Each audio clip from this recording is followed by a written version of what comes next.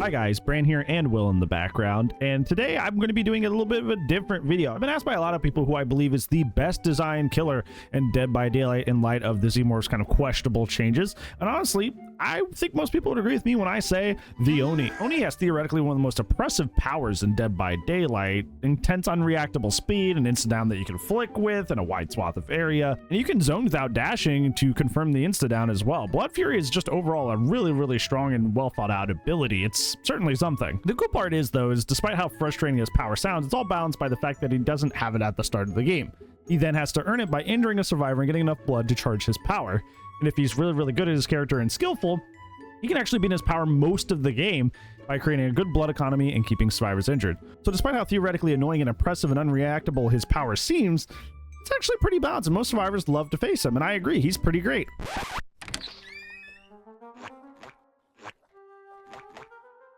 Oh, I didn't mean like that, though. I mean, I guess technically that, you know, Xenomorph also has an impressive ability that can be taken away, but becoming skillful at the character also helps you keep the power, but it's different. It's different, dude.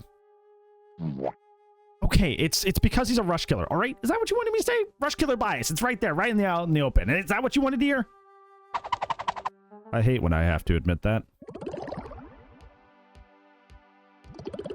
Well, guys, it's been a hell of a time since those dev notes dropped all the way up until the PTP dropped, and I've been a broken record about these Xenomorph changes because, well, I will stop at nothing until the changes are reverted. And in this journey to do so, I made a short in hopes that this would be a better way to spread the word, since my actual video where I'm covering this is almost 30 minutes long, so that's a lot of content to get through. So I made something that was really short that you could pass around, and I post on my YouTube shorts, I post on my TikTok, all that wonderful stuff.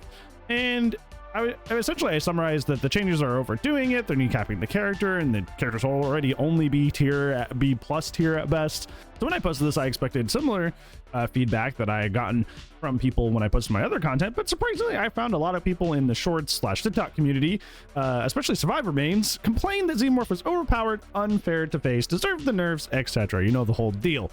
Now, I find that funny because other characters in the game have similar designs to the Xenomorph, but are revered as more fun than the Xeno, despite being far more strong and far more unreactable than this character. So for this reason, today we're going to be taking a look at the Oni in comparison to the Xenomorph. And I do want to say, before this gets started, despite how the optics look, this is not a whataboutism situation at all. I know that I'm probably going to get that a lot down in the comments, so I'm just nipping that in the bud right away. And the reason I'm doing this comparison is because supposedly Xenomorph deserves these nerfs and the severity of them because their design is so inherently flawed, supposedly. So we're looking at a similar design philosophy that's mostly seen positively to highlight the inaccuracy of these statements. Oni and Xenomorph share mostly the unique aspect of their power that they have an oppressive ability that can be limited by the survivors. Oni by the survivors playing safe and pre-dropping and avoiding being hit as long as possible, and Xenomorph by placing either sneaky or double turret setups. However, both of these characters have skill curves that they can become masters of dealing with their counterplay. Oni has this awesome thing called a blood economy, where the Oni make strategic plays to create as much blood as possible to stay in their blood fury as much as possible, so they can essentially negate the downtime out of their power. This includes split pressuring injuries, which feeds your bar more and creates more blood orbs, forcing survivor actions to drop more blood, stuff like that. There are good Onis that basically are in their power for most of the match after getting it the first time, because they're so skilled at keeping blood available throughout the match for their blood fury. If you look at the Xenomorph, there's kind of a similar gameplay trait going on here. The Xenomorph has crawler mode, which gives them access to their tail attack, but there are flame turrets placed around the map that can damage the Xenomorph enough that they eventually lose their power. But skillful Xenomorphs can deal with this. Xenomorphs do this by using the environment to dodge the flame turrets, breaking turrets as soon as possible, making measured judgments on which turrets they can avoid and which they can leave up.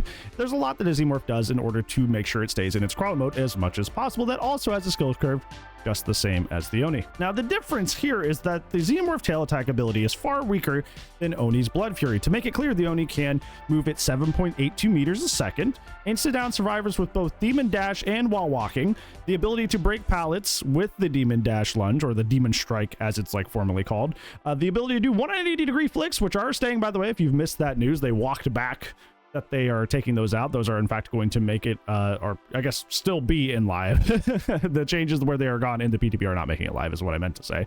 And they can slug out the team and snowball the entire game, potentially ending the whole game in one use of their power despite the fact that survivors wouldn't even be grouped up. As long as they know where everybody is and they can hit their shots, they can end the whole game. Now let's compare this to the Xenomorph's Crawler mode and Ergo, their tail attack, which can hit you 4.8 meters away for 1 health state, can be strafed to cover a small area, and zone with the possibility of the tail attack.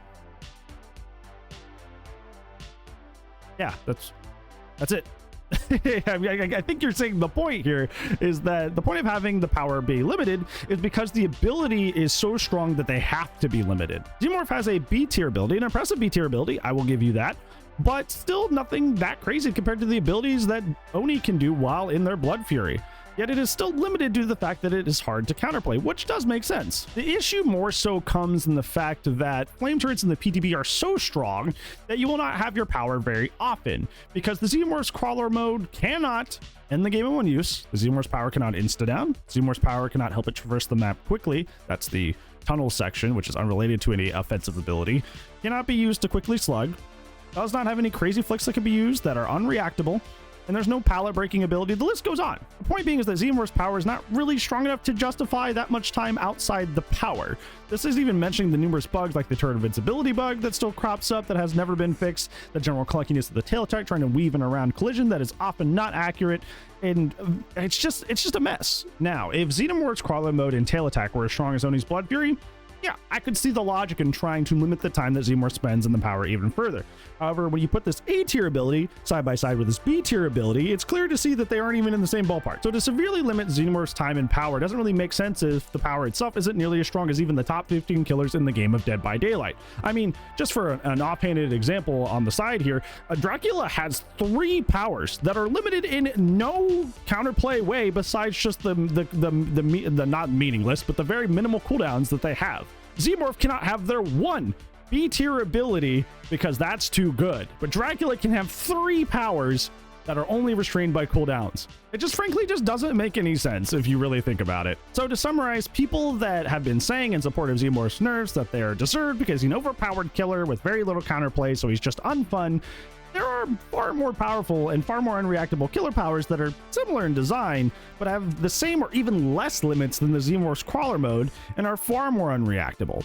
Yet these characters like Oni are sometimes viewed as fun and fair by the survivor community, and it just makes me scratch my head, because why would you be cool with one and not the other? So if I want to say anything with this video, it's that Xenomorph's power, while oppressive, is not nearly good enough to justify the intensity of the restraints that they are trying to place on the character inside the PTB.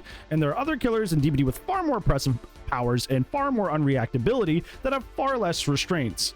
So we have to make sure that we're keeping our story straight when it comes to deciding something is too OP or too unfun, because it seems that there's unfortunately a fair bit of hypocrisy when it comes to deciding what is too OP or too unfun. What do you guys think? Do you think the Xenomorph's power is too OP and unfun and it needs to have those heavy restraints? Or are you more like me, where you see similar designs out there like Oni and you go, that's fine the way it is. It's not more offensive than other characters that exist that have more oppressive powers. Let me know down in the comments below. But other than that, that's it for today's video, friends. Thank you so much for watching. Hopefully I made your day a little bit better today. And if I did not, I get the chance to do so again in the next video. But if I don't see you there, well, I'll see you when I see you. Goodbye.